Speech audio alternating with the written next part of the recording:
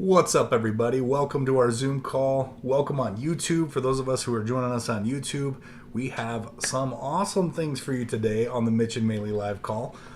So we've got a few things that we want to go through. We want to show you guys how to know whether or not you're looking at a real estate deal or not, right? Because while every property may be a house, not every property is a deal, right? So we want to go through that tonight. We want to show you the ways that we quickly recognize whether we're looking at a deal or not a deal, right? And so we've got Maeli here who's going to help us analyze some deals.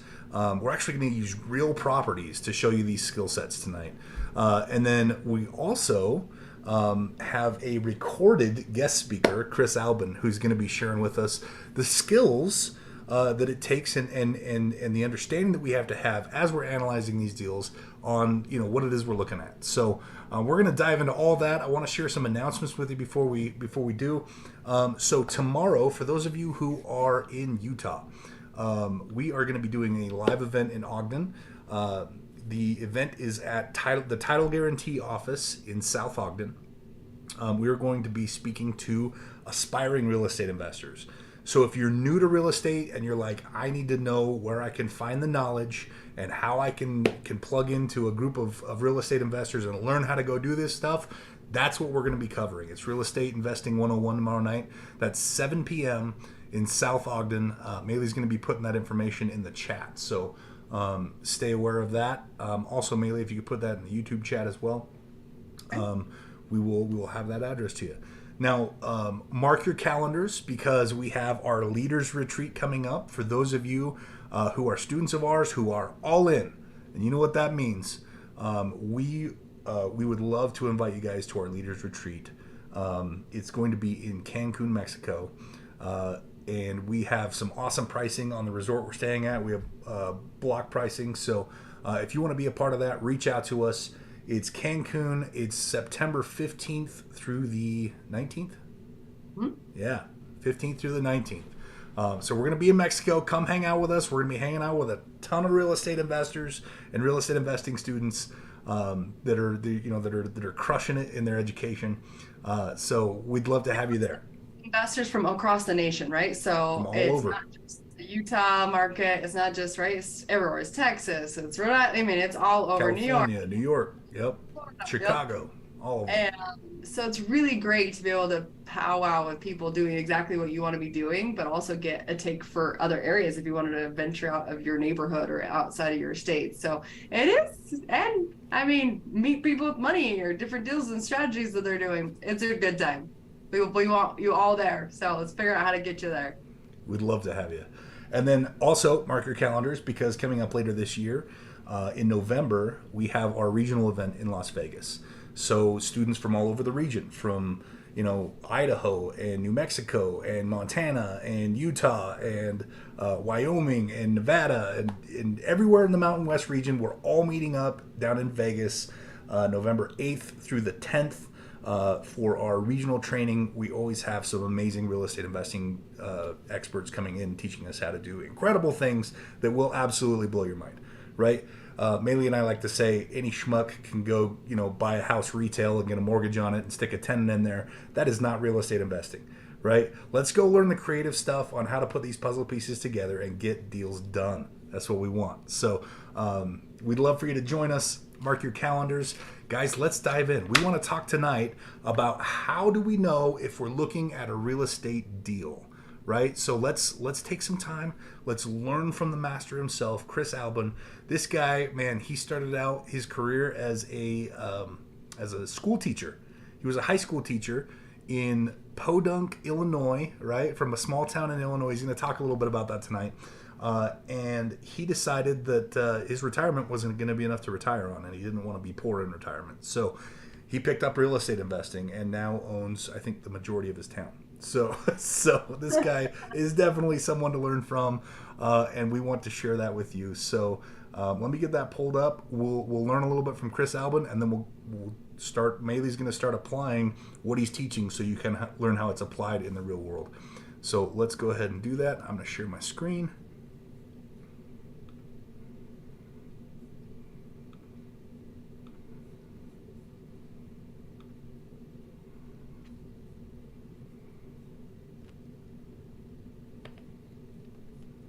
think I got this set up correctly. Wade, can you see the video on the screen? Alrighty, perfect. Okay, let's dive in here from Chris Albin. We're going to do some math. Then we're going to get you all excited about my son. He's a great kid, smart kid, hates math. He's studying to be a minister. He's starting his 3rd year in seminary.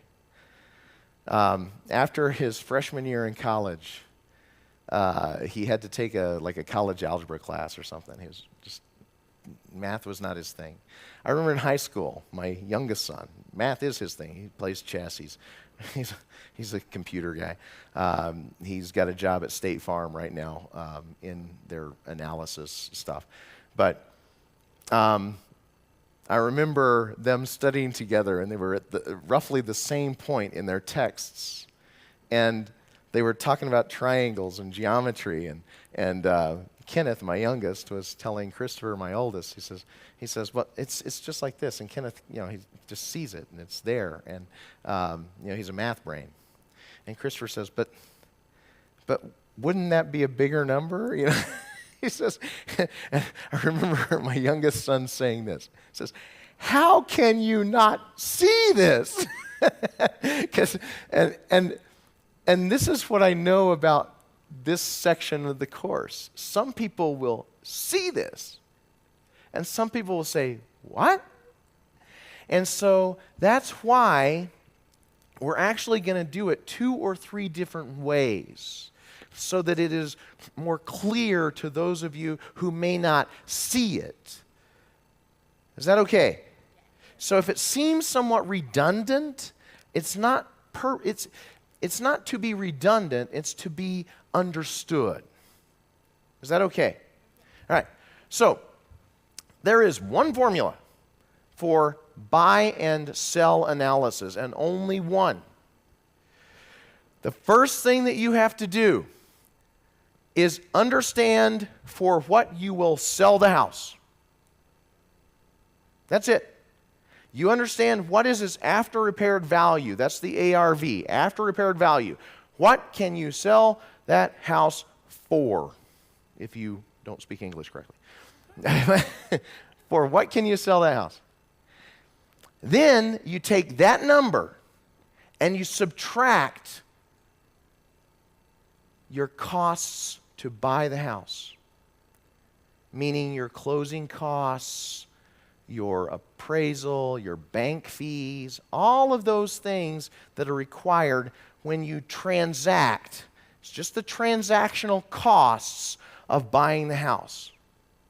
Then you subtract your transactional costs for when you're going to sell the house, right? Because when you sell it, you're going to have to pay for releases on the mortgage. You're going to have to pay for recording fees. You're going to have to pay a realtor. You're going to have to pay all of those expenses. Then you're going to subtract your carrying costs. So while you own it, you're going to pay some taxes, insurance, some utilities. You have some carrying costs in there. Then you're going to subtract your repair expenses, because that's money out of your pocket that helps make that house sellable. Then you're going to subtract your profit. I've had students that forget to do that. They make that mistake once. Because if you don't subtract your profit, you do all of that work and it sells and you make no money. So you have to subtract your profit. So we're going to do a little bit of that math. What's important is that most people overestimate what they can pay for a house. So 2 things I will say at this point. I will remind you of them later. Number 1, most people overestimate what they can pay. And part of it is because of the retail market. A real estate professional will come and tell you in all sincerity, because it's what they believe, it's what they know, because they're in the retail end of the market. They will say, man, you can buy this house. It's worth $250,000. You can get it for $225,000. That's a 10% discount. That's a steal. Now, is that person lying to you? No. But in their mind, it's a real deal because they're in that retail mentality. Some of us will think, hey, if I can get a 10% discount on the house, man, that's great because I can make 10% on it when I sell it. No, you will lose your shirt and some money. 20% usually doesn't work. You see, what you have to do the math. Also, I hate percentages. I live in Danville, Illinois, home of cheap housing. Why? There was something that came out in I think it was one of the Chicago newspapers, like Chicago Tribune or something, that Danville, Illinois had the most affordable housing in the nation, had the lowest priced housing is the way they put it, the lowest priced housing in the nation. And they interviewed the mayor. He said, well, I don't know. We're a good community. I don't know why that is. And I wanted to call the mayor and tell him why that was. You know why that is? Because I live there and I'm cheap and I don't pay much. And I buy a lot of houses. That's why it's cheap. But that's the challenge is that people don't understand real estate. They don't understand because they always think retail, right? And we can't do that. So the first thing I would tell you is most people, their gut tells them they can pay too much. They can pay more than what they should. So you have to be careful of that instinct. Second thing I will tell you is that when you are making your offer to the seller thinks you're trying to rob them of their equity because you're going to offer $150,000 for that $250,000 house. And they're going to think, man, you want to make $100,000 off of me. Heck no, and they'll reject your offer. So what I have learned and what I will tell my students is show them your math. Say, okay, here's what I can do. I can sell it for $250,000. And when I buy it, I have these costs here. And when I sell it, I'm going to have these costs here. And to repair it, it's going to cost me this much. And when I own it, while I'm repairing it, and while it's listed on the market, and while it's pending, I'll have some carrying costs, and that's going to amount to this much. And here's the magic word. So, Mr. Seller, Mrs. Seller, how much do you think I should make on that deal? So if they are following along with your numbers, then most of the time, and this is honest truth, most of the time they won't answer you. They'll say, well, and they'll try to argue about numbers. If they do answer you, you have purchased that house. If they answer you, you've purchased that house. Because I also teach my students when we are analyzing from the buy side, we're going to use the lower end comparables.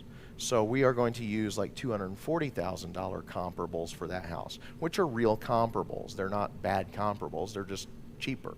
The retail market, realtors, everybody else, they think you have to use the high-end comparables because everybody has this upward bias to real estate.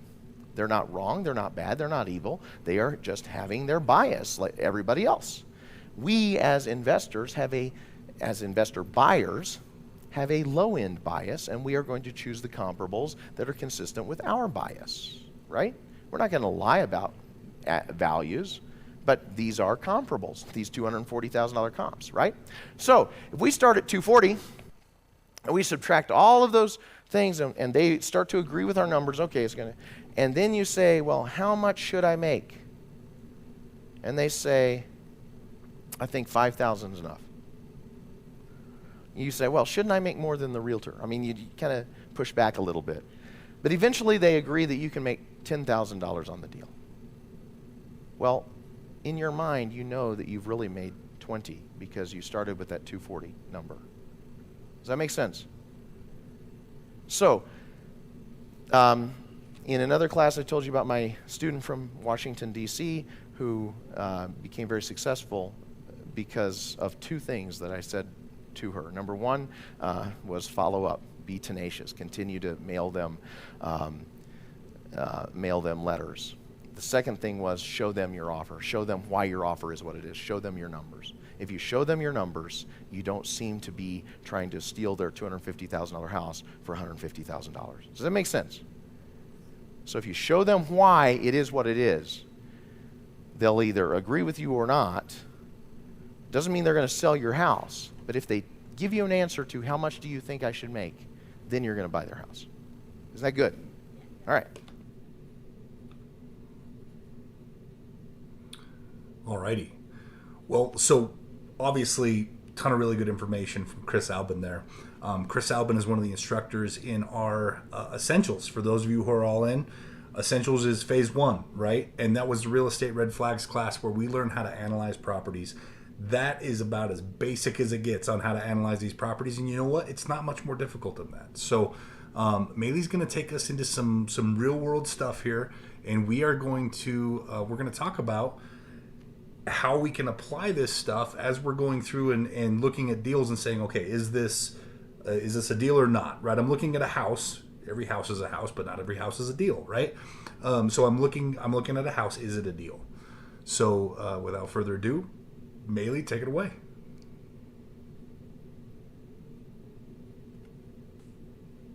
Oh, I think you're on mute, Maeli girl. Well, hello. There we'll start all over again. What's up? What's up? All right. So hopefully we have some peoples who brought some deals to the table so we can do some analyzing. If not, I obviously have a list of people who have sent some stuff in, but I always like to give priority to the people who are already on the call because, well, you're here and you're live and you took the time out of your day to be here with us. So does anybody have, so we're talking about, we can analyze multifamily, we can analyze short-term rentals, vacation rentals, long-term rentals, buy and holds. We can analyze fix and flips. You tell me what we're thinking today, what we want to focus on. Luckily, and this is true with, any strategy and what we do, we really should be running multiple strategies, right, on every deal. So even if you say, like, hey, let's do a fix and flip because that's the easiest one, right, to run numbers on. Cool, let's do that. And there actually are a ton of potential deals out there right now just because finding the markets, popping back up, right? And so there's a lot of properties that are listed. There's a lot of properties that are for sale by owner. So that's good, but do they actually make sense as a deal? That's the great question. There's a lot of ugly houses. Let me reframe this. There's a lot of really ugly houses that have popped up that look like they could be a fix and flip and, essentially make some good money, but unfortunately not everybody. Okay, let's see. Denise Cook has one. Let's take this. Let's check it out. So we've got 20. I'm just gonna go over here. I just noticed it has a pending offer on it. Well, darn it. That's okay. Do you still want to run numbers on it or? Yeah, I would like to, just to see if my thinking, if what I was thinking is right.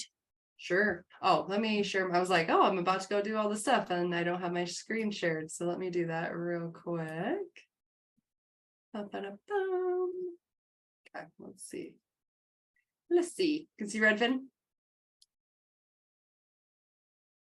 Yeah, we're good. You see this? Cool. So let's make this a little bigger for people's. So let's go to your. That doesn't look like the same house. You're like, that's not it. Well, it's because I didn't put it in. Let's try it again. Ogden, eh? Ogden. Sometimes they're finicky. Let's see. Is that correct or did I type that in wrong? Let me see. Let's go back to There's a 2 at the beginning of it. There we go. I was like, maybe I copied that wrong. Okay. There we go. Ooh, how cute. So it's under contract. Yes. Let's go in and take a look. First things first, right? What do we got to do? We got to look at the inside of this property. And so we look at the kitchen. It's got granite countertops. It's got some new finishes, new flooring. So what are you thinking of doing with this property? What's your idea? Well, it has an ADU in the back. Mm-hmm. So I was just wondering about doing long-term rentals and or I don't know. I was thinking long-term rental, but then I wondered about short-term rental also. Sure. Let's do some numbers. So there's also a kitchen in the basement, it looks like. Well, that might be in the back, in the house in the back. So it's not necessarily showing that. Yeah. Okay. So let's look at this. I don't know since I looked at it, but I want to say there were 2 houses on the property. Let's see here if we can get a better view of that ADU. There it is. Okay. Cute. Like it. And yeah, I mean, it looks pretty move-in ready, right? So that's always nice when you can kind of just plug and play, right? Okay, so let's run some numbers. First thing, let's talk about what you said. Do you know what you decided the ARV is?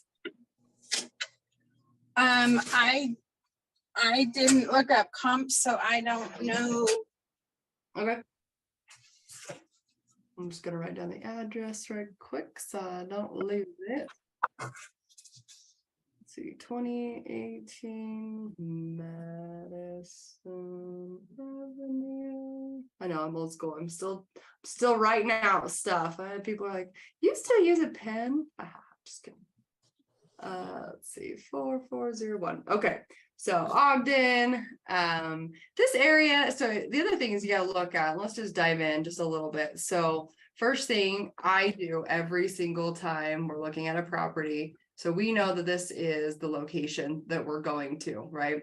So if you're not familiar with the area, you've really got to go, okay, where is this in retrospect to the neighborhood, to, to downtown? This is actually considered a nicer area of Ogden, so that's cool. This part's like growing, right? But the biggest thing is to verify that it's not on a main road. So luckily, if you looked at this, right, you can see that it's just off of. If it was on 20th Street, I would say it would probably be an okay short-term rental or long-term rental potentially, right? But you will get more rent always for something that's kind of inside of one of these, streets. So make sure that that's something that you are checking. I get a lot of people who will send me deals and then they're like, oh, look at this deal, blah, blah, blah, right? And then the first thing they don't do is look at the actual location. So what are the main reasons, where are the places that we try to avoid? We can still do it. We're just going to offer them a significant price drop or, less money for probably the property. If it's right next to a railroad, right? Right next to a freeway, if it's on a main road, if there's double lines, this is kind of our rule. If there's double lines on the road, that's considered a main road. And I know that gets a little confusing and you can't maybe see clearly on like Google Maps.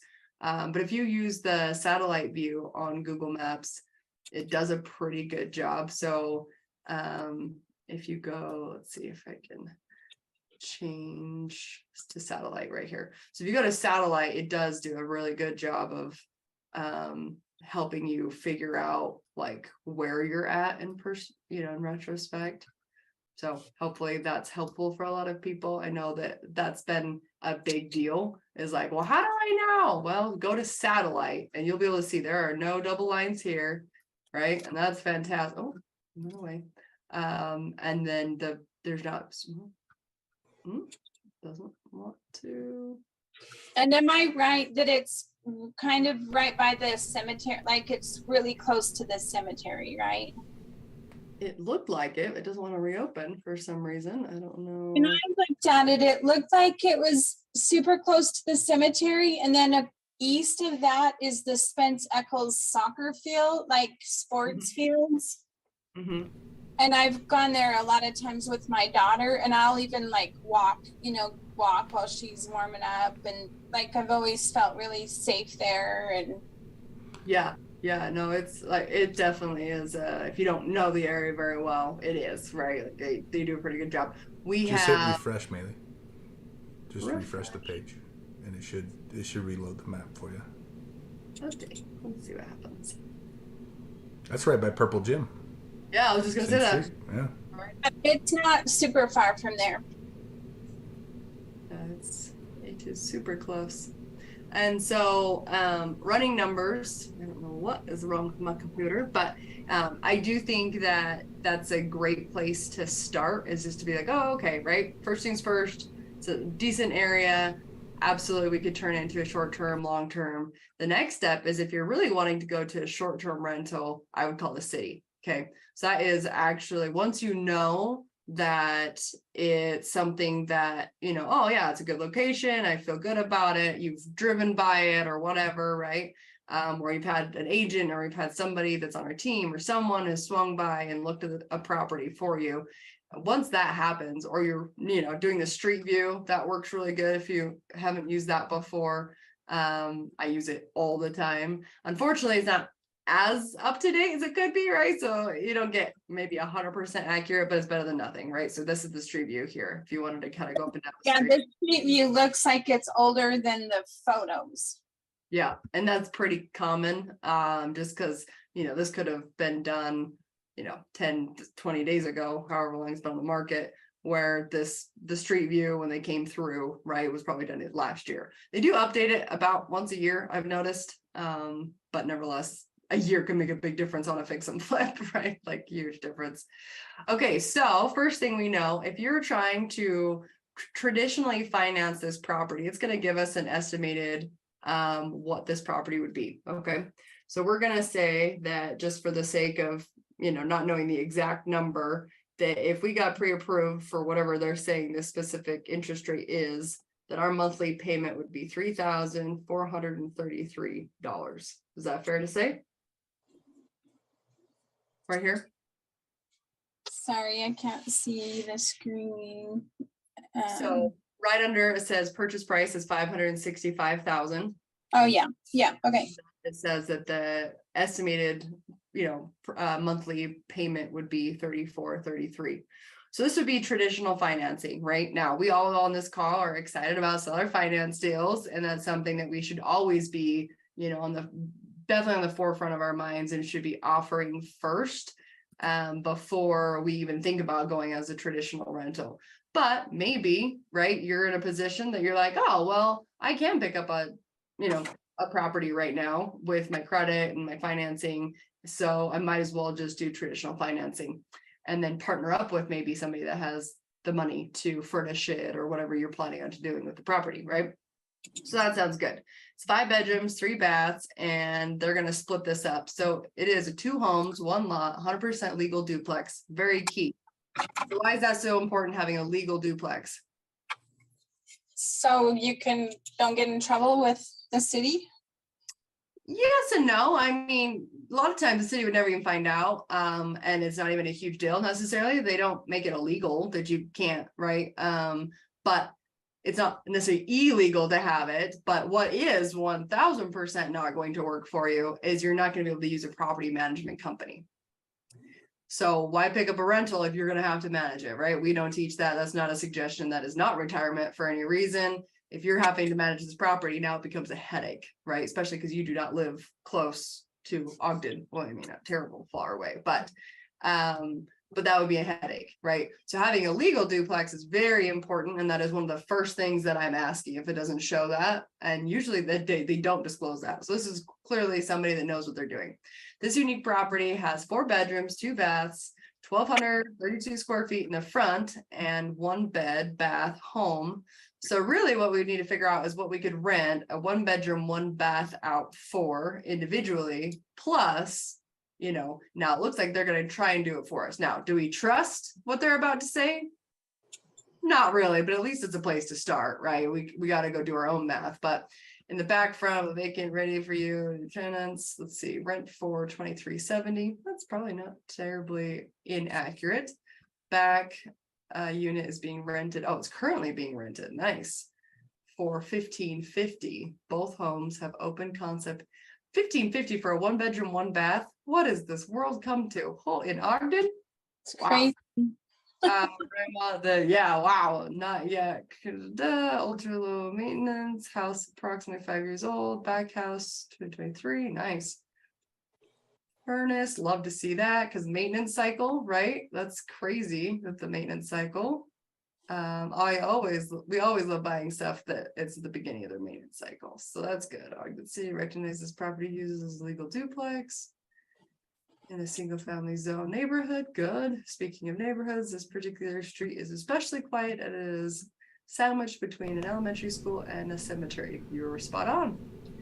Also, So- Mealy, I'd say that's something else to trust but verify. Oh, right? 100%. So, Yeah. like, okay, they're saying it's a legal duplex. What exactly do they mean? Is it grandfathered? Will we lose that grandfather status when it changes hands, like when we buy it, right? So those are all questions that you need to call the city and understand before you purchase the property. Don't just assume that they're, they're accurate. Yeah, no, everything has to be, verified. And honestly, that's what gets most people in trouble. We're working with a bunch of ladies with our UN group right now, and they just went off of what an agent told them, right? Or they just went off of what a wholesaler told them, and then they bought these property, and now they're completely upside down because they didn't know how to run their own numbers. And I feel like that's the number one issue that we run into. And this is why I thought to do this call, just because people really don't, for whatever reason, know how to run numbers themselves. They just happen to purchase a good deal. And that's what I hear constantly. It's like, oh, well, I just happened to buy a really good deal. And so then we made money. What if you didn't? Like, you just happened to do that? Like this, let's just throw it in the wind, see how that turns out. Like, blah, that's terrifying.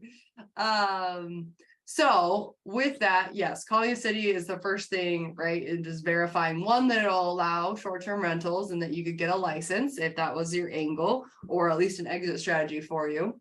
And then if they didn't allow that, well, then I would find out two more things because of the strategies that we're using now. The next strategy I would find out is how many people can live. This is good. Write this down. You're going to need to know this. How many people can live in a single home that are not related to each other? That's the next question that you ask. So maybe short-term rental doesn't actually work, right? And they're cracking down all over for short-term rentals.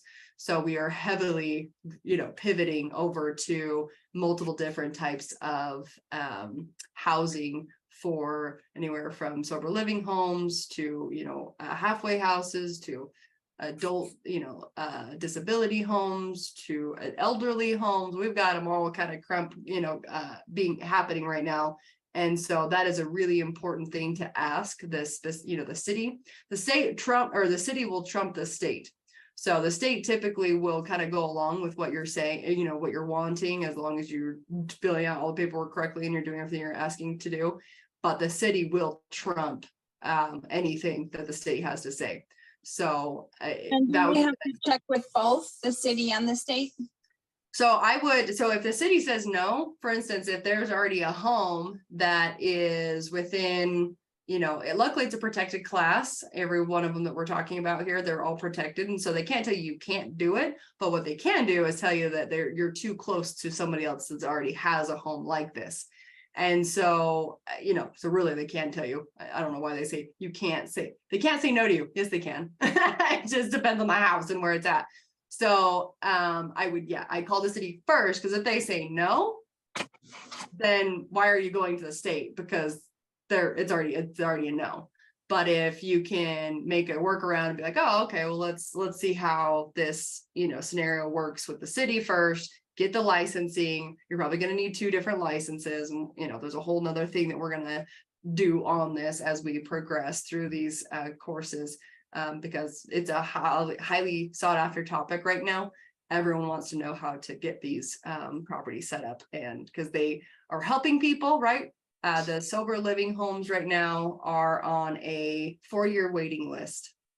So it is a super sought after scenario. We're helping people in Utah as it sits, from what I know, and from the area cities that I've been calling, there's only 1 home for women. 1, and it's here close to us in Clinton, Utah. So that's pretty sad. I know that women homes are a lot harder to run a lot of times, but we've got to help these ladies, get out of where they're at and into a better situation. So I'm taking it upon, a few of us are taking it upon ourselves to be like, this is what we're doing. This is how we're going to help these wonderful humans, right? So it will be good. What was that? I recently heard that Clearfield City raised, I'm probably using the wrong terms. I don't know if it's the business taxes or business license or something. They recently raised it for a group home. So like, I don't know what they're classifying as a group home. I was thinking of my clients with intellectual disabilities. Yeah. They're raising it from like under $100 up to like $4,000. I actually heard something that's Clearfield, right? Not Clinton. Yeah, Clearfield. Yeah, I actually saw something because there's actually a property for sale because of this. That has like 10 bathrooms and 10 bedrooms or something. It's a crazy big property. And anyway, that's exactly what they were saying. Whoever brought that to me, that's what they were saying, was like, oh my. Well, I took it to the fair housing people, Oh, to see if they could do something about it, because that seems like discrimination to me against yeah, people that, like these protected class type people. right. Yeah, like you can't, we're trying to help these people. Why are you your little handily make it to where we can't actually help these people? Yeah, no, that's really okay, so Redfin thinks that this property is worth 551. So okay, right, doesn't mean too much to us. This is how you find out. Now I don't know why Redfin does this, but you have to like click on the home and then look at it. It's like, oh, okay, that's not it. Let's go back. There's a house. Unfortunately, though, the way they do it on Redfin, you can't go and look inside the home and to see if it's even a comparable, like a comp. Obviously, it's not based on that it's not as big, right? And the estimated value. So Redfin doesn't do And a not great remodeled. job. And we don't know, actually. We don't even know if it was remodeled. So that's, frustrating. Just because it's like, well, but can you show me? Like Redfin better than Zillow? Well, Zillow's been super weird lately, so I unfortunately I don't spend a lot of time on here. So this is me giving it my good old college try here to see how I can help you guys, because I'm on the MLS, right? I tried to not live at all on the Redfin or Zillow any longer, but you're gonna have to. If you see a deal like this though, guys, feel free to reach out to me. Like we have quite a few agents on our team, so it's not like it's just me that can help you. And if you've run your numbers and you're like, oh yeah, like this is legit, I'm feeling pretty confident about this. So far, this property looks pretty legit.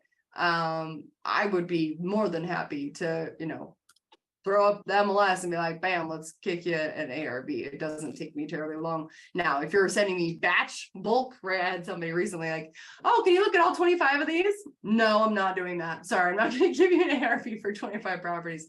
I will do it for a property that you're working on specifically and that we've been talking about or something, but I'm not going to just batch, these big bulk because it takes a long, to do a good job. It takes a while. So just keep that in mind. That I would love to run numbers, just I can't do that many. This home for sure, like if this is something that you're actually really excited about, let's keep looking at it and dive into there. So these are the ones that are recommended for you based on what, the algorithm in which it's come up with. I don't know if that's very helpful, but you do see one here that's 600,000. And do you mind just telling me how you got to this? Because I was looking at I'm looking at it on the computer and then I'm looking back at the phone. Like, how did you come up with? So I just typed in the address, right? And then I scrolled all the way down. They make it so inconvenient for you. Recommended for you. Got it. Okay. And then nearby similar homes. So these are going to be active. These are not going to be homes that are sold. So technically, are they comps? The answer is probably not, right? But at least you can get, a feel for the area, get a feel for what stuff's being sold for. These are the solds. And I don't know if maybe my account just hasn't been verified, and maybe there's somebody on here. This is how it used to be with Redfin, and I don't know why it's being weird saying that I am clearly logged in, because if you see my profile at the very top, it says my name. So I am logged in, but it's not showing me the sold homes, which tells me that it thinks I'm not logged in, because that's how it used to be in the past. If you create a free account with Redfin and or Zillow, it will show you the sold homes that are like actual active comps for your home. Usually there's not, right now, there's not usually very many. We have 3, right? Will it show the price of the sold homes though? Because I've been seeing a lot of them won't show the price. So this didn't, yeah. I don't know how they should be able to. Zillow does, actually. I'm dying now. I'm gonna go, we gotta go fix this. We gotta see what Zillow has to say about this, because unfortunately, Somewhere I read that Utah doesn't have to disclose the price. Is right, that true? it's actually supposed to be illegal to disclose, and yet somehow we've gotten away with it on Zillow for years. So I don't know if they got in trouble finally, and so they're like, no, we don't have to abide by those laws. Who knows? But let's see what Ogden has to say here, or what Zillow has to say. So they're gonna say nearby homes for sale, and then it should tell you homes that have sold. Oh, maybe I went too fast. Probably. Let's see here. Nearby homes for sale. Yeah, but also how about the sold ones? Well, it's not giving you sold. Let's see here, nearby. If on Zillow you can sort by for sale or for rent or sold. You definitely can, but Yeah. you want to be in this neighborhood, right? So you'd want to be able to. Yeah, the way I'm looking at it, it's got a boundary on it. Mm-hmm. And I think it's looking at East Central Ogden. But it's not showing any prices. Mm-hmm. Yeah, no prices. But I'm also not logged in. Are you logged in? Let's see here. No. So maybe that is the ticket, is making sure that you're logged in. I don't know why it's not letting me logged in, but let's see here. Oh, I guess it says sign out. So it must be logged in. So if somebody has a different solution, it sounds like, I mean, that makes me happy if they finally actually pass that law, because as an agent, like that's our lifeblood, right? Is like knowing the ARV and having Zillow tell you what the ARV is. They don't know what the inside of the house looks like. They don't know, right? And so it really has been a battle for a hot minute. Having Zillow actually in Redfin tell people what these homes are worth, because then it gives them, you know, a price of what they think the home is worth. And it's like, you have no idea what this house is worth. You don't even know what the inside looks like. So cut it out with your nonsense. So actually, I don't know if you could figure out an ARV like this. There are other platforms. Renatus has an iOS that does a pretty good job of doing, you know, comps for you for rent and or just understanding what the ARV would be. There's also if you do deal check, I'd write that down. That's a product that we use. And that's something that I analyze deals with every day. And so that's something that you could start playing with. I can show you how that actually looks with a deal like this, but we'd probably want to use that one for like a fix and flip only because of how it's structured initially. But okay. So it does go through and talk to you about, you know, shows information about the property. At least it gives you a little bit of that. It tells you the year built. It tells you what it was potentially renovated. It's not accurate because we know this property was just renovated. They just said that at least, and it looks like it was. So I would be, you know, curious to know why they are telling us that it's $13,000 less. Well, it's probably because, right? Like they don't know that it's been updated because anyway, they're silly.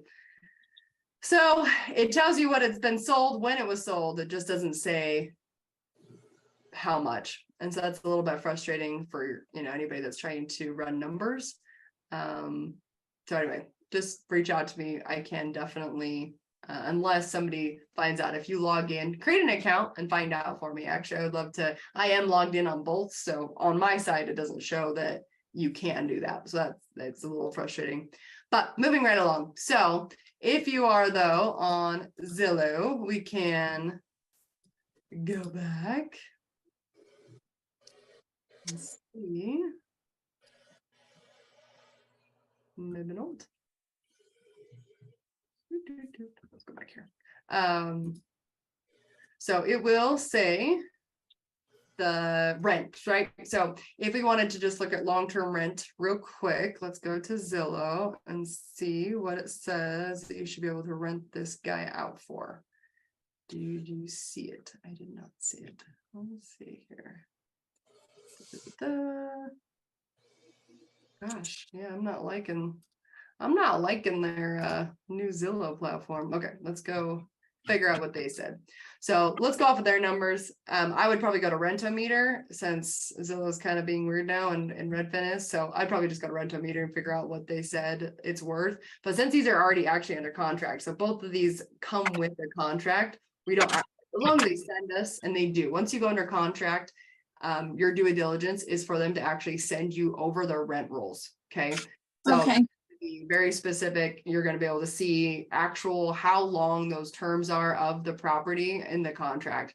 That way, when you're raising rents, that way, if whatever they put down actually rolls over. We've made this mistake before where the tenants actually put, half down in, but in the contract that we signed, for whatever reason, it didn't show that we also received that upfront fees, so that when those people move out, we get it back if they tear up the property, right?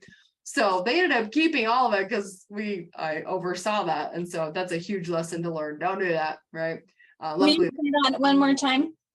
so when you're looking at the leases, I would just be really smart about looking at the lease and there's a whole class actually on how to read leases and stuff, but when you look at the lease, I would say be very just due diligent, because you can see what is responsible once it's being transferred. So if you have a property and they've already paid upfront, maybe first and last, well, do you get to keep that, or the current owner is keeping that? Right. And we made the mistake before, I should say I have, where I didn't see that it clearly states in the contract that only the current owners keep that and that the new buyers don't.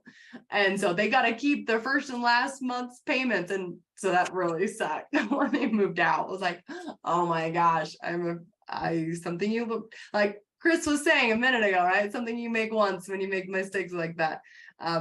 Should have known better, but this was before I was an agent and before I knew a lot about contracts too. So sometimes you live, you learn. But so so if you're running numbers, let's do that real quick. So they're saying, it was being rented at 23. So let's just do some quick math here. So this is 2370 plus 1550, right? And if you're going to do quick math and just look at that real quick, go ahead and pull out your handy dandy calculator, verify this. But we've got 2370. Again, once it's under contract, we'd want to do a lot more due diligence than this, plus 1500, or actually even before it was under contract, but 1500. So we're at 38 right now, 70. Now, do you see a discrepancy here? The mortgage is probably going to be close to $34,000 a month. Now, if you put more than 10% down, right, or 20% down, could you get this lower as far as a payment goes monthly? Yes, but you have to realize taxes, insurance, who's paying utilities, right? You got to really be on top of that. So as just a glance at this property, you are cash flowing $400 a month, roughly. Okay. So if you're cash flowing $400 a month in our rule books, I say pursue it. That's what my gut would say to me. It's beautiful. I think they did a really good job initially looking at it. To me, I would say this is a deal worth looking at. I also think you could negotiate the price down because this is the market that we're in. So sometimes if it's like, oh, well, can I get a lower price? They might be willing to do that. And depending if they own the property outright, which you can go to, we can go to tax records and see if they own it, or if they maybe have a hard money loan or whatever they have on it, or find out right from the agent. But they could seller finance the deal for you, which would make this even sweeten the pie, right? Like that would be even better. I'm sure you go in this direction. When I saw it. Yeah, that would be obviously way better to do a seller finance deal on this, because now could be potentially, cash flowing a significant amount versus $400 a month, which, $400 a month is enough to say, yes, I'm going to pursue the property and start calling the city and like going through those. So I love it. Good job. You actually found something that could cash flow here in Utah. Woohoo, right? Like that's freaking dope. I love it. I'm sure you're going this direction, Maeli, but I do want to point out a few things you're going to want to verify. And obviously we're just using this for the example, but a couple of things and you have to be aware, because $400 isn't a whole lot anymore, right? It used to be like that was our like, hey, but so this is a legal duplex, but it's set up as a single family home. So there's probably not 2 meters, which means that you're gonna have to you're either gonna have to see is it sub-metered? Are there 2 meters, or is it 1 meter? And if so, what are you responsible for? I mean, in the lease contracts, as you're looking through the lease contracts, a lot of times you don't get to see these till you actually have it under contract. Does rent include their electric, their water, their gas, right? Or are these things sub-metered, and are they paying the city or utility companies directly? Right. That sewer is obviously not. So that's one thing that you're going to be responsible for in your property taxes every year. Garbage, things like that. So you don't want to let those little things bite you either. Make sure you're looking at it. Obviously, we can't tell that by looking at this. It says electricity not included in rent, gas not included in rent. Okay. But we don't know who's paying it. Yeah. You're saying that what the lease agreement says. Exactly. Yep. Okay. So that $400 could melt away really quick if we're not paying attention to those kinds of things. And if you're doing a management company, how much are they Yep. a month? Usually 10%. about 10%. Yep. 10%? Yeah. Mm-hmm. So they'd be if you're collecting $4,000 a month, they'd be about $400. There's your cash flow. Yep. Now, like I said, this would be worth going through down the road. Why? Because you can get a discount on this property. You can make up the difference of $400 easily with this property, if you can just negotiate this, right? Because, like Chris was saying, show them your numbers. Show them the numbers.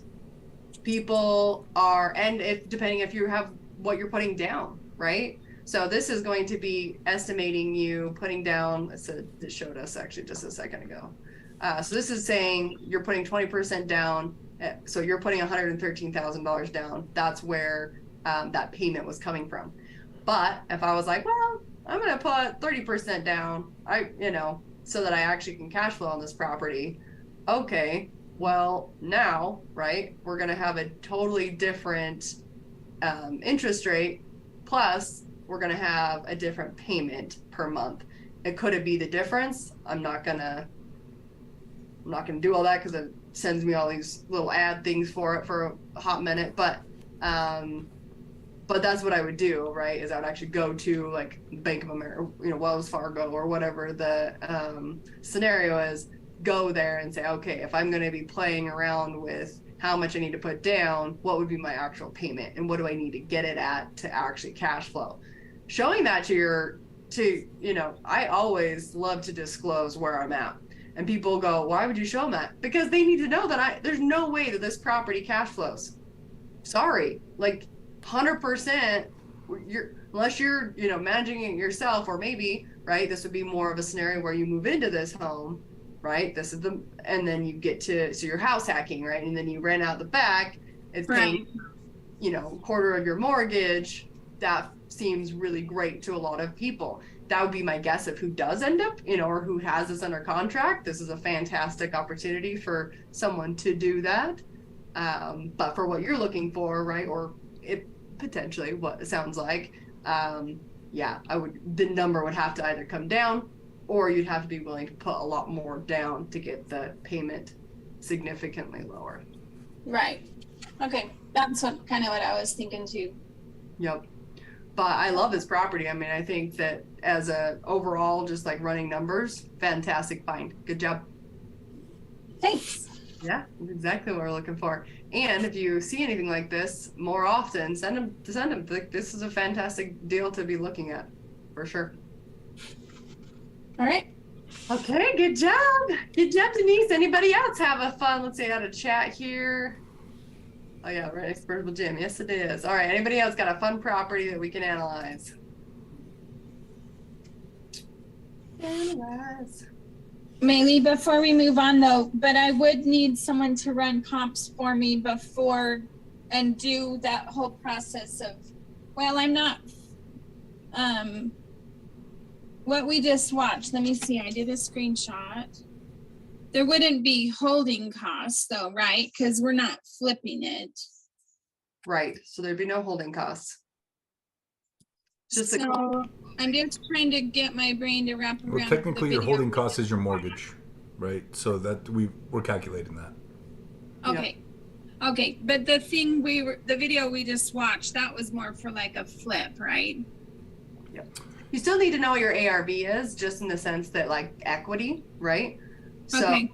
If you're finding somebody, let's say you're doing an equity partner, bringing in someone to bring in the down payment or whatever it might be, right? You're partnering up on this as an LLC, if you will. Then you still need to know the ARV, because somebody might be really excited to come in on a property like this, if you will, if there's, a good $50,000 in equity sitting there, or $100,000 sitting there, just because this person selling it at this price doesn't mean that they couldn't be worth more. And this probably is worth exactly this, if not maybe a little less. And that's just because they fully renovated it already, right? So in this case, it's probably pretty close, but always having it, verified. The other thing is the nice thing about a traditional finance scenario is that it has to get an appraisal done. And the appraiser is going to tell you exactly what the property's worth. So what I tell you it's worth, the appraiser is actually going to tell you what it's worth. And you can always back out. That's a big thing that people don't realize, right? You can always back out because of financing. Always.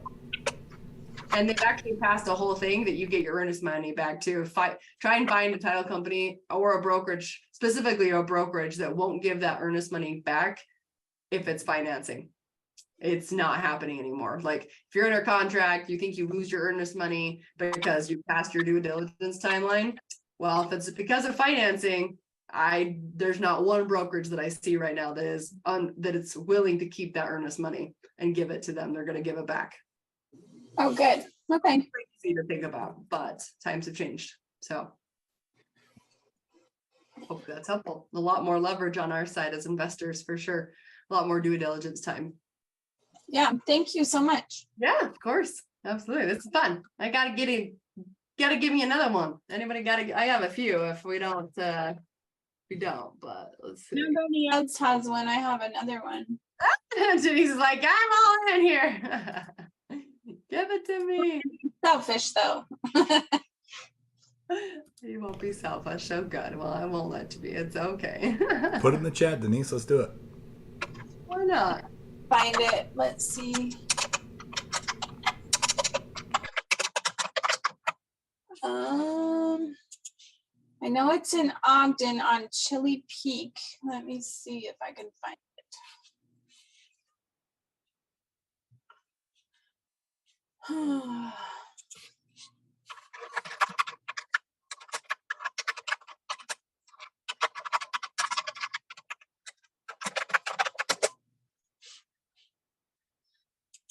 Okay, it's 1398 North Chili Peak Circle in Ogden. Let's see here. Let's see. 1390. 1398 North Chili Peak Circle. This one though, I was thinking more like a house hack, like I don't know if we want to analyze it or not. I was thinking maybe I would move into it and then use my house as a rental. Oh, okay. So more of like a I don't know if we want to analyze this one or not. more of like it's your dream home type thing. You're like, ooh, this Oh, is it's not my dream home. Actually, maybe let's do analyze it. I was thinking live in it for a year or two and then have it be another rental and then buy my dream home. gotcha. Kind of a jumping point. Sure. So it doesn't need a lot. So I mean, it looks like it's pretty move-in ready. Is that how you feel about this property? Would you be Yeah.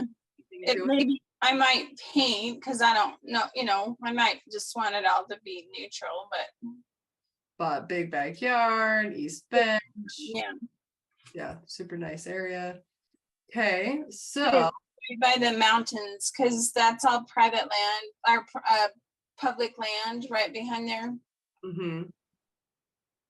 So realistically, what we would be wanting to do is not be running the deal on this property necessarily. We would be wanting to run it on your current property. And let me tell you why. So when you're house hacking in this retrospect, what you're trying to figure out is the difference between what your current home that you can rent for would be against this house, right? Because if you have a contract on your current property and it's a lease, right? So you can pre-lease your home and get it all squared away and ready to go before you even buy this property. And when you do that, the bank will actually use 70% of the lease agreement's purchase or payment a month towards your income. That's Right. right. Yes. So that's a big deal. And you're leveraging then a really cheap interest rate, I assume, that you have on your home, which is why this would make sense. Right. The difference in which you're figuring out is what you'd be basically buying down interest for this new home. And this is a fantastic strategy. I'm highly recommending this for, Utahns right now and or, places that are just still skyrocketing in prices, because this is a great way to still buy up, if you will, because you might not be able to afford the interest rate of 7% right now.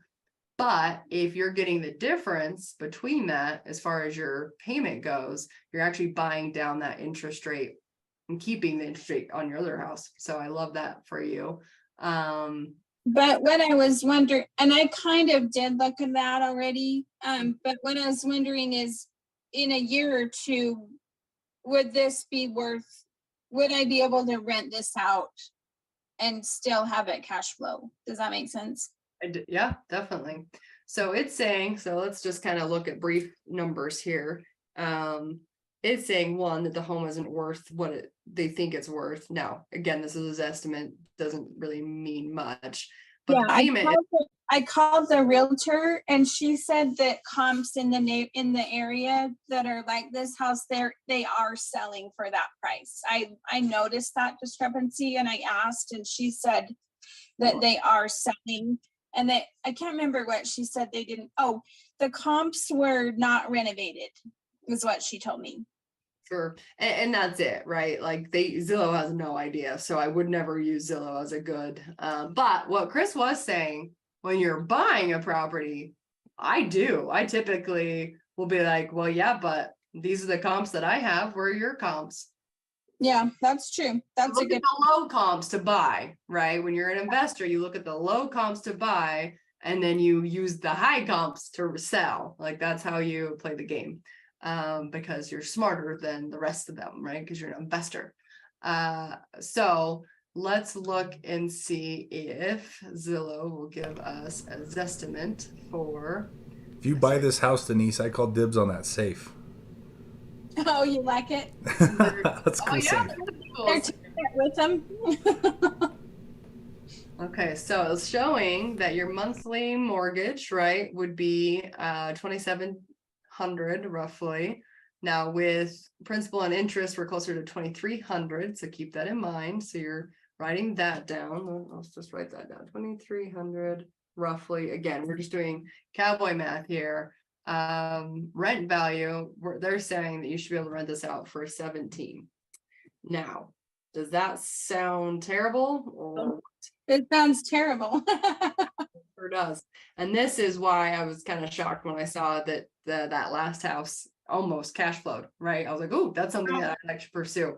Because right now here in this area, we're in about $1,100 deficit as far as cash flow goes. Right. Purchase price to turning it into a rental. Now you have an advantage in that the rental that you currently live in would be subsidizing this mortgage, right? Right. Plus you're getting rent. And so what you would do, the calculation there is if you're getting what's the difference there? If you're getting at least $2,000 a month for your current house, right? And you're getting the $1,794 for rent, then now all of a sudden this home cash flows.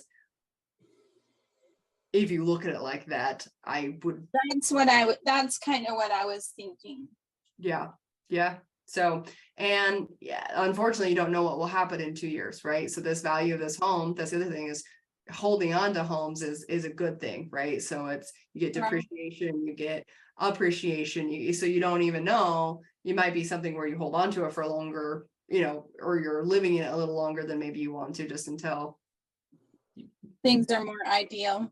maybe, right? But if it's a home that you wouldn't mind living in, and it's something that you're like, oh yeah, I could totally live here, then it looks like it's a pretty good house hack, to be honest. But you would want to be confident that those numbers match up as far as your current house to this house. Right. Okay. Denise, have you asked them about seller financing?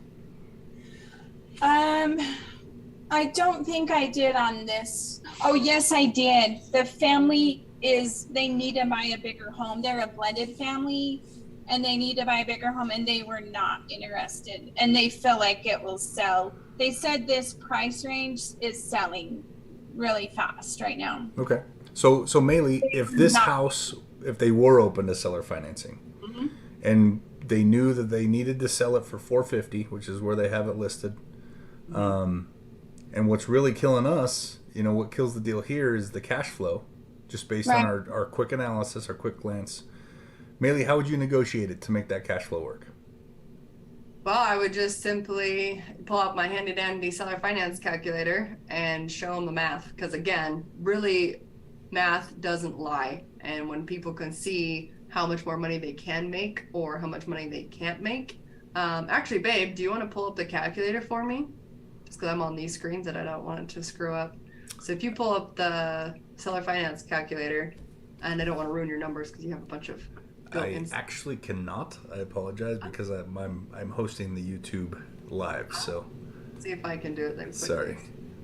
No, you're fine. Let's see if I Otherwise, I totally would. No, you're fine.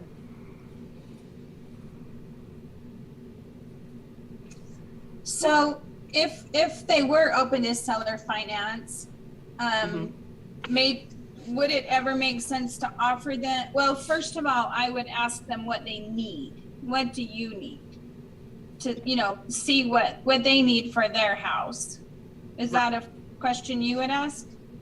I mean, I always ask what's most important to them, because in this market you have to realize people aren't going to get everything that they want, right? It's not. They're going to get one for the other. So is it purchase price? Is it term? Is it payment? Right? Is it is it what's going to be most important to them? And probably it's purchase price. That's going to be most of people's, or maybe they're in a distress situation so they need to close fast. Well, we could totally do a hard money loan if you needed to, and get it done really fast if you had to, right? To negotiate the deal out. Also though, our lenders if you're pre-approved, we can get them closed in 2 weeks right now, which is nuts that they're competing so well with hard money. But yeah, so let's say we're negotiating price, because this is going to look really good to them. So they wanted $449. Gosh. Yep. Yeah. Okay. So let's say instead of $449, we give them $465. Which is more. which is a lot more, right? And it's like, okay, we don't want to bring 220 or $20,000 to the table here. We want to bring 46,500. 46,500 to the table because that's how much more we paid, right? Overpaying on the property, which is fantastic. Interest rate. Well, if they're going to sell or finance it to us, this might be something that we have to find out on our mortgage because depending on what their interest rate is, could dictate what ours needs to be. But usually it's just payment that matters. So we can play with this number for sure. Term, I mean, shoot, let's call it 40 years. I don't know, right? Let's make the payment as low as possible because that's really what we're going to need, right? And right now it shows that the payment is $2,400 a month. That's not helpful. Let's see here. We're going to have to play with this number. What percent down are you thinking? 10%. Oh, 10? Okay. That's 46,500. That's 10%. If I changed it to 4% interest, then all of a sudden my payment is $1,749 a month. Yep, and that's what it said we could rent it out for. So what if we change it? What if we did a 50-year amortization? What did you say the interest rate was? So if we change the interest rate to 4%, Okay. and did a 50-year term or amortization schedule, then all of a sudden it's like, oh, okay, cool, and still could do a 60-year or 60-month balloon, and that would be fine if that's something that they would be excited about. Meaning that they get the full $465,000 at the end of 60 months, right? 5 years. That's pretty enticing to people. It's not a long time to make that much more money. So total received by the seller because they're getting the interest rate and they're getting an extra $46,000, right? They're making on this property a lot more money than, and they might be in a situation kind of like you are where their interest rate is maybe at 2.9 and their payment's like $1,700 a month. Like that would be cool, right? Or their payment's $800 a month. Who knows where they're at? And this is why we show this information because that's what helps negotiation, right? But management costs, it already put that in there for you. So your total payment per month would be $2,000 a month. Is that is still a number that would work for you? Well, no. So you have to keep dropping it because rent on that property was, still, I mean, it was only like $1,700 a month that it allowed us to rent it out for. So that still wouldn't be good enough. Yeah. So you're still in the hole. Yeah. So it would take a lot to get this property to cash flow. Today. Is that usually right on rent estimates? I mean, once I put it on contract, I'm calling a property management company, ours, right, that I use depending on what location. So no, I have a built-in property management company at my brokerage now too. So if you have stuff, they will do bulk stuff for you because they want your business. So feel free to send stuff over and they'll, send you what they think they can rent it out for. Now it's not going to be 100% accurate until they saw the property, right? Because they don't know the condition it's in and blah, blah, blah, what's new and what's not and stuff. But that would be a better, for sure way to know. And Rentometer does a decent job, but Zillow's actually not terrible, to be honest. I found that they're pretty accurate because it's not illegal to pull rent comps, right? It has been illegal to show sold comps. I don't know how they got away with it for 5 years, but anyway, back to not being able to show it, at least on my side. I can't see that they can. And then total received by the seller. So you're gonna have to update the underlying mortgage side for that to be accurate. Oh, yes. Let's see here. Current balance. Let's see. But yeah, I don't know these things, so unfortunately. Let's call it $300,000 on the current balance, and let's say $1,800 or let's say $1,200 on the mortgage. on the principal and interest payment. 1,200. Yep. That'd be nice. Yeah. So, and actually, more like a $200,000 balance, but I mean, just for the sake of example here, right? So they're paying $1,200. We'd service their underlying mortgage, plus they'd they'd make a little bit of cash flow. But here's the cool thing: watch what happens to that total dollars received if we change the term back to 40 years, the amortization back to 40 years. The actual number they receive goes down.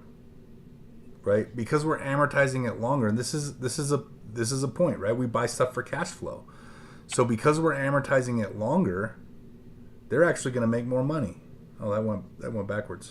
It wasn't supposed to go backwards. Oh, it's because of the balloon. If we didn't have a balloon on there, it would be longer. But point is, and I put this in the chat, we've got 5 different things we can negotiate when we're buying properties retail. And we're just kind of looking for what is up for sale. We don't have many options, right? Most people who list their homes retail, they just want to sell for what they think they can get, and they want to get bought out immediately in most cases. And so we're limited on what we can negotiate, because if we have to get a mortgage, well, banks aren't willing to negotiate the amortization schedule. It's 30 years or it's 15 years. That's what you get. That's your options at a bank. Right? And they're not willing to offer 20,000 more. Well, we're not going to do that if we got to buy it retail, right? Because it doesn't work. But we can't if we're seller finance, and this is why we put so much emphasis on let's get out and find those non-retail properties, right? Let's go find those people who have problems we can solve, who are behind on their mortgages, who are going through divorce or whatever the case might be, because a lot of times they're more open to creative ideas. And so, as real estate investors, like, it's the creative ideas, it's the creative deals that make money. Like we said at the beginning of the call, anybody can go buy a house on the market and put a tenant in it, but that's not necessarily going to build wealth. It might make you a couple extra $100 a month, right? Where we're able to make deals work that wouldn't otherwise work is when we're creative. And so finding the right kinds of leads is key. And when we have somebody that we can sit down and start negotiating with, we've got 5 different areas that we can negotiate that we wouldn't have in a retail situation. And it's the acronym BAD PI. I put it in the chat. So balloon, amortization, down payment, purchase price, and interest rate. With the purchase price, we can actually offer them more. And Maeli did the example here of offering them $15,000 more than what they were asking, which isn't a whole lot in the grand scheme of things, because if we're holding this as a rental, we're going to hold it for several years. I mean, it could appreciate $15,000 in a year or less, right? So not a big deal. But we offer that to them as a negotiation token, right? Here, we'll give you a higher purchase price, but you're going to give me a 50-year mortgage, a 50-year amortization. Granted, we'll pay it off in 5 years, but we're going to calculate these payments based on 50 years. And what happens to that payment, maybe go change that term to 50 years again, if you would. What happens to that payment is the payment goes down. And when we're trying to make things work for cash flow, so if you change, the top one, the one you were on before, yeah. But it doesn't change it, remember, because it's not on. But look at the payment. It dropped to $1,300. Oh, yeah. Right? So now, if we can rent this thing out for $1,700, now we might be in business, right? So we have a lot more that we can negotiate if we're fishing out of the right pond. And so this is why, especially in this market, it's so tough to buy retail properties and make them work right now, especially as long-term holds. We need to be looking for those seller finance deals, because then we've got all these other things that we can negotiate during the process that can make the numbers work. Yeah. And I love that we can play with those numbers. And frankly, like, they get excited when they see this, because they want this number to be the best, right? Like, this is what they get excited about, because, I mean, why wouldn't they want to be the bank? And that's exactly the conversation that I'm having with them is, listen, if you would just do that, if you would just hold on to this, you will be the bank. You're going to be making an additional, you thought you were going to get 465. No way, man. I'm going to get you 454 in the end of 5 years. That's an incredible. I mean, I don't know what the return. What is that? What's the return on that? 5 year. Math. Do the math, Mitch. I don't know how to do it. Let's see. Return on investment. 454. So keep in mind that's paying off their $300,000 balance too Right. on the underlying mortgage.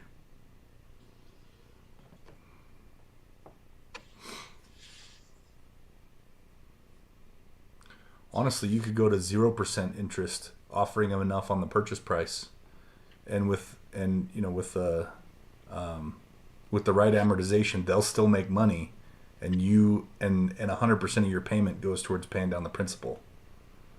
When you have this kind of spread, 300 to 465. I mean, there's so many different ways that you can get creative and put these puzzle pieces together.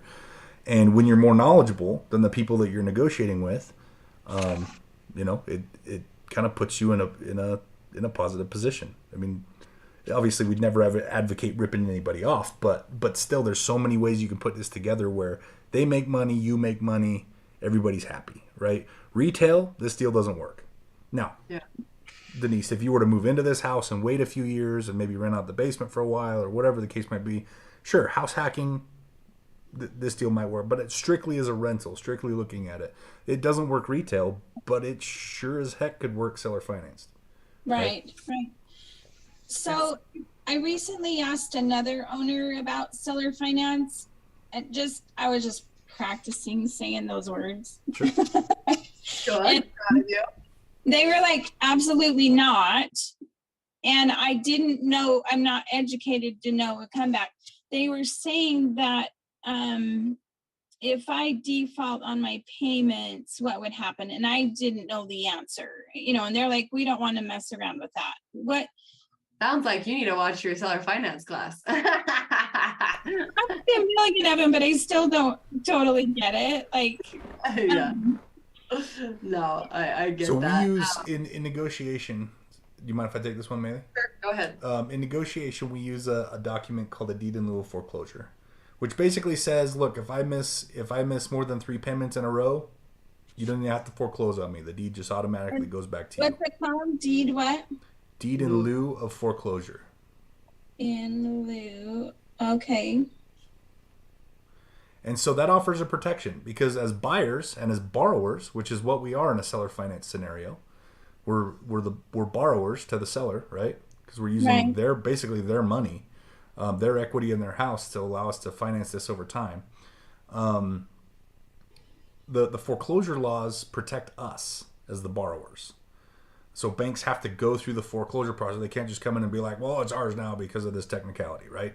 So, so we're basically a deed in lieu waives those rights and says, here's a contract that says if I miss more than 3 payments in a row, it's yours. You get it back. And you get all the equity back, and all the equity that built while I owned it, you get back. Right? Like all of those things. So you actually end up in a better situation. All the money I put into it, the cash flowing tenants I've got in there, all of them are yours. So guess what? I'm not going to miss any payments. Right. And just so you know too, because people will bring up dealing with foreclosure, like if they know at all what seller financing is, that's like the first thing that they're going to bring up to you. So be prepared for that, because that is something that every agent will be like, oh, but what about, like, oh my gosh, every loan has this, just so you know. The bank can call a note due at any moment that you have it. End of story.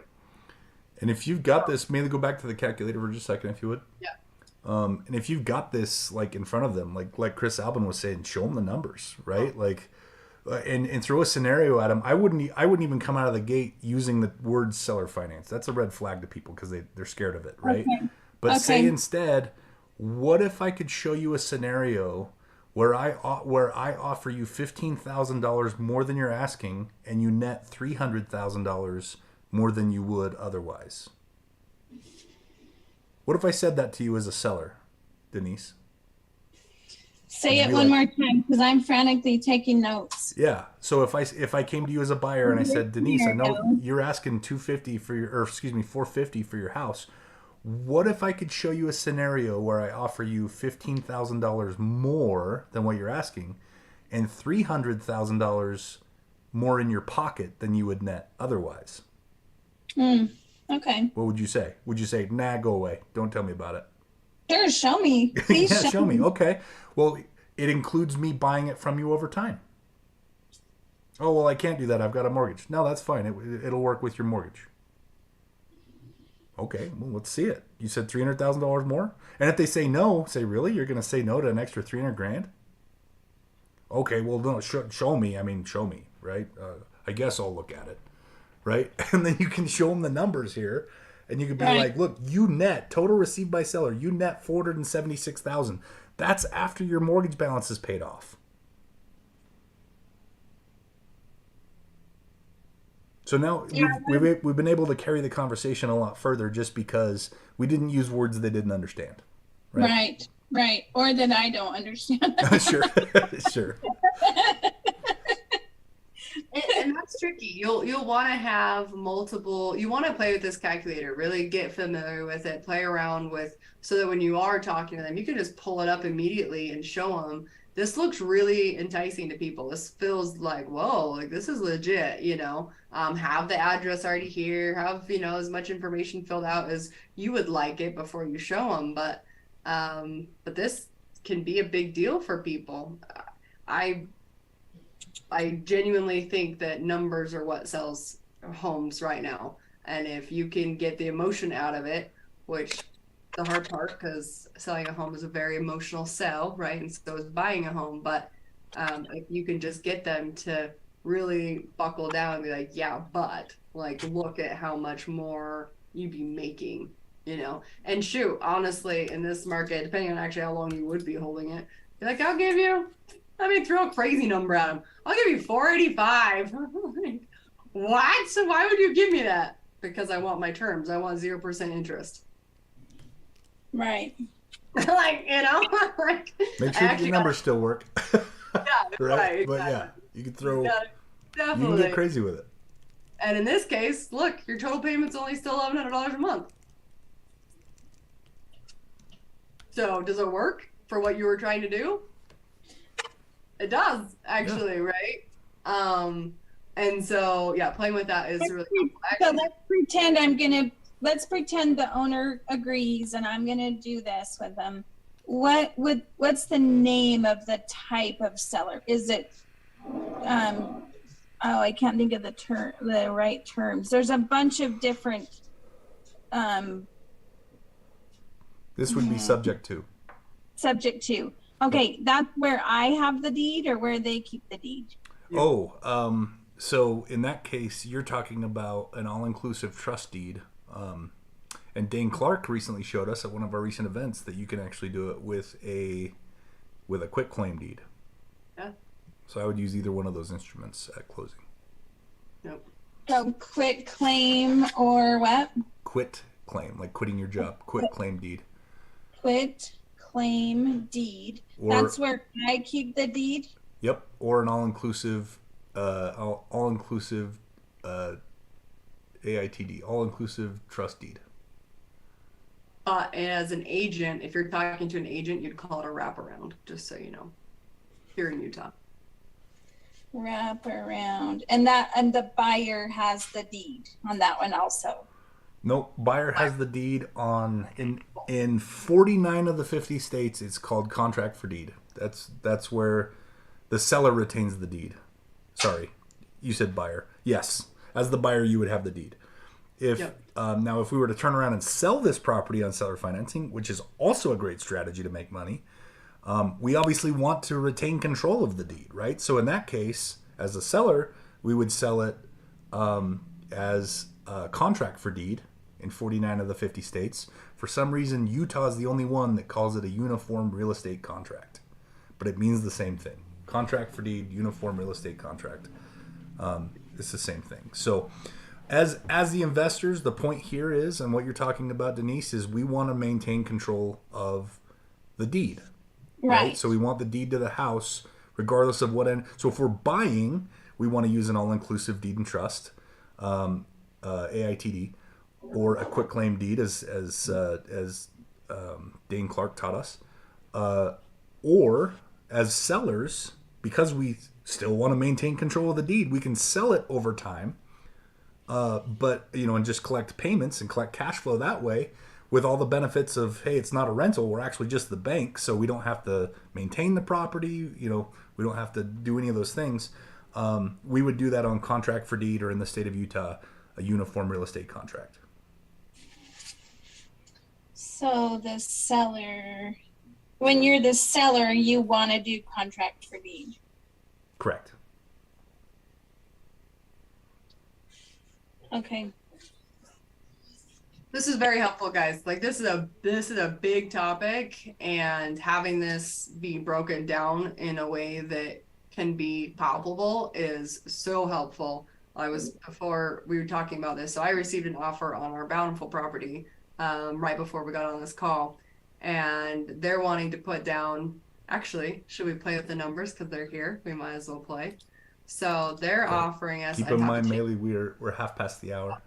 Never mind. We'll be done. I'll run the Well, numbers. no, you can show you. I just FYI. No. I'm curious. I mean, I'm here, so I was like, oh, okay. Well, if you're gonna give us, I'd want them to give us more for our property than what they think, but they're willing to do 246. Oh, hello. We got all kinds of crazy numbers going on. That was starting to look like a real healthy down payment. I know, right? Why is it doing that? Let's see. 246. There we go. Amount 384.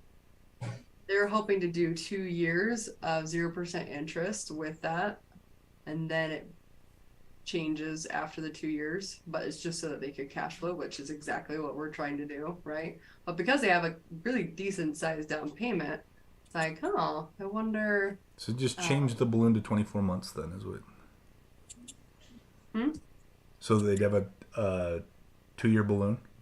Mm-hmm. On a Well, 30-year amortization.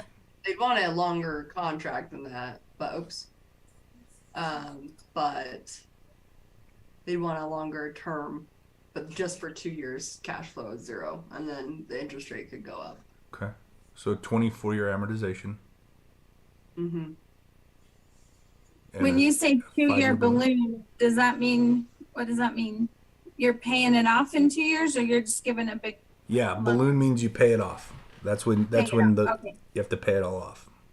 Nope. So that means either you sell the property or you buy the property, refinancing it. Do you always put something in there that if you're not to like a certain percentage of equity, you always put terms in there, right? That you can extend that if the situation isn't ideal? You can. Yeah. You also can make it like bulletproof. So it's like you got to pay this off no matter what, right? So, it just whatever serves you on the deal. But if I'm the buyer, I want to have a protection in place. Yeah, like, you can. If I don't have a certain percentage of equity, or the interest rate isn't such and such, then I want an extension. Yeah, so you can put in the balloon clause in your contract. You can put in that buyer and seller can renegotiate balloon, and the sellers may be like, nah, we want out, like pay us off, right? And then in that case, you don't. You can also put in there, hey, it's a 60-month balloon with an optional extra 12 months, right? Like I can at my discretion, the buyer's discretion, I can opt in for another 12 months. Maybe at a higher interest rate to get them to accept it, right? Kind of thing. Right. Okay. I love it. Well, thanks for hanging out, guys. It's been super fun. Hopefully, this gets a little brain damage when we start to get into all these numbers, especially if you're not super familiar with these terms. But I do like that we do this in a way that isn't a long class, right? So this is only an hour and a half, and we talked about seller financing actually for probably 20 minutes. That is a lot easier sometimes to digest than, these 8-hour classes, because you start getting a little brain damage, I feel like, when we do that. But it is really important to know. So going back through and actually really understanding those, you want to sound really like you want to understand it frontwards, backwards, inside and out on how the deal could work for you specifically. because they're going to throw out all sorts of terms on their side. And if you're not educated, you're going to make a mistake with the seller financing stuff, because it's really easy to get the wrong, like, who has the deed? Wait, who's supposed to have the deed? Quick, right? Who's supposed to have the deed? Right? Obviously, that's what we're here for, is to help you, bumper pads and give you some guidance. But as you're making offers, if you get it accepted, right, and you made an offer based on what we just saw on the calculator, and you forgot to explain to them that you want the deed, if you're seller financing your house, for instance, and you didn't explain to them that you are keeping the deed, now you're under contract and you don't get it back out of a contract. So now you're in a situation where they get the deed on your house and you're in second position, which means if they default, you're screwed, right? So, right, knowing how to structure these, absolutely, my friends, is very important, and you can make mistakes very easily. So let's be very diligent and know what we're doing before we go out there and just start cranking offers, or make a bunch of offers, but before they get accepted, or before you submit earnest money type thing, right? During your due diligence, make sure you're hammering out all the details, because you can only negotiate before your due diligence is up. Okay, hopefully that's helpful. Anything else, Pepe Lev? Oh, you're on mute. I think we're good. Thank you so much. Hey, love you guys. Hope that was helpful tonight. Love you. Yay, my hair, I love you. Thank you. Thank Good. you all. We'll see you next week, 7 p.m. Same spot. See you guys then. Thanks. See you all next week. Bye.